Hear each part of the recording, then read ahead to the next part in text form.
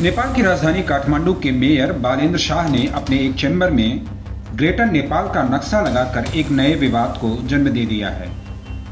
इस ग्रेटर नेपाल के नक्शे में हिमाचल से लेकर बिहार तक के काफी इलाके दिखाए गए हैं। माना जा रहा है कि भारत की संसद में लगाए गए सम्राट अशोक के समय के अखंड भारत के नक्शे के जवाब में काठमांडू के मेयर ने यह नापाक हरकत की है।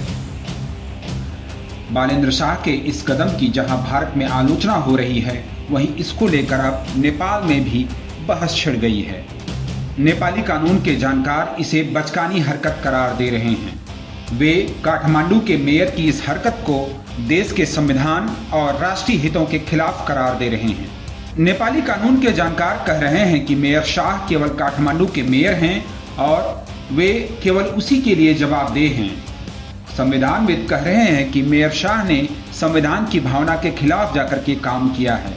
शाह इस समय भारत के बेंगलुरु शहर में हैं और उन्होंने यह नक्शा अपने कार्यालय में लगवाया है।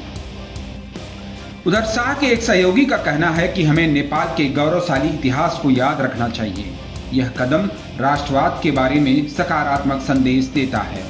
नेपाली संविधान के विशेषज्ञ विपिन अधिकारी कहते हैं कि चुने हुए प्रतिनिधियों को केवल नेपाल के संविधान से मान्यता प्राप्त नक्शे को ही लगाना चाहिए।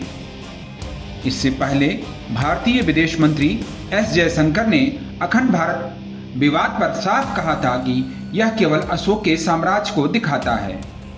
दरअसल एक समय में नेपाल का भूभाग पूर्व में तीस्ता नदी से लेकर पश्चिम में सतलज नदी तक फैला हुआ था। इस बीच अंग्रेजों के साथ युद्ध में नेपाल ने अपनी भूमि का एक बड़ा हिस्सा खो दिया। युद्ध के बाद मेची से तीस्ता और महाकाली से सतलुज नदी तक के क्षेत्रों को अस्थायी रूप से भारत में मिला लिया गया था। नेपाल और ब्रिटिश ईस्ट इंडिया कंपनी के बीच में 4 मार्च 1816 को सुगौली संधि पर हस्ताक्षर हुए थे, जिसने नेपाल के क्षेत्र को मेची महाकाली नदी तक ही सीमित कर दिया। शाह के कार्यालय में ग्रेटर नेपाल के मानचित्र में पूर्वी तीस्ता से लेकर पश्चिमी कांगड़ा तक के क्षेत्र शामिल हैं, जो वर्तमान समय में भारतीय क्षेत्र हैं।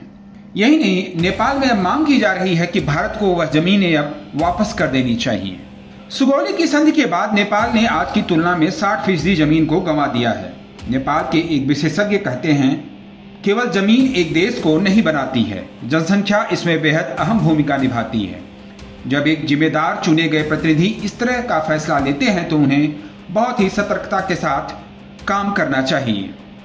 इससे पहले नेपाल के प्रधानमंत्री प्रचंड ने भारत यात्रा के दौरान भी इस अखंड भारत के मुद्दे को उठाया था। प्रचंड ने कहा था कि हमने इसे गंभीरता के साथ रखा था, लेकिन भारतीय पक्ष ने हमसे साफ कहा है कि यह एक सांस्कृतिक और ऐतिहासिक नक्शा है, न कि राजनीतिक नक्शा। अखंड भारत के नक्शे में आधुनिक नेपाल के लुम्बिनी और कपिलवस्तु को भी दिखाया गया है। इससे पहले भी भारत के राजनीतिक नक्शे में काला पानी को शामिल किए जाने पर नेपाल ने कड़ी प्रतिक्रिया जताई थी और चीन के इशारे पर नया राजनीतिक नक्शा जारी किया था। इसमें काला पानी, लिम्पियाधुरा जैसे इलाकों को नेपाली इलाका बताया गया था। नेपाल के तत्कालीन प्रधानमंत्री केपी ओली के इस कदम से दोनों देशों के बीच में रिश्ते रसातल में चले गए थे। नवभारत टाइम्स ऑनलाइन के लिए शैलेश शुक्ला की रिपोर्ट।